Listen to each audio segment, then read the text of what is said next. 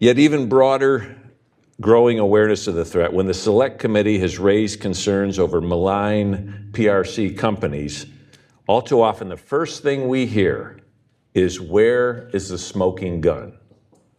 Allies, policymakers, and the public understandably want to see evidence of malign behavior before acting.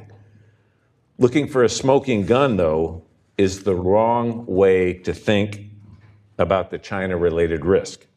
After all, a smoking gun means a shot has already been fired. Demanding to see smoking guns before taking action puts policymakers into a reactive posture. When our country's leaders have failed to connect the dots and take action, there have been catastrophic consequences, including Pearl Harbor and 9/11. Even when we have looked into less dire consequences, as was the case with both Huawei and semiconductors, being late to the game is expensive. With emergency legislative solutions such as the so-called rip and replace costing billions in taxpayer dollars. That is strategically unwise and financially ruinous. Consequently, I would like to spend some time outlining why we need to be looking not so much for smoking guns, but instead loaded guns.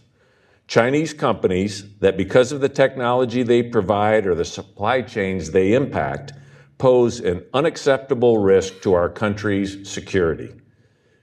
Even Chinese companies that claim to be private may be called upon by the party to advance its interest at the expense of ours at any time for any reason through the CCP's national security law. Since its formation, our committee has been working overtime to identify and disarm these loaded guns, but the more we dig, the more we uncover.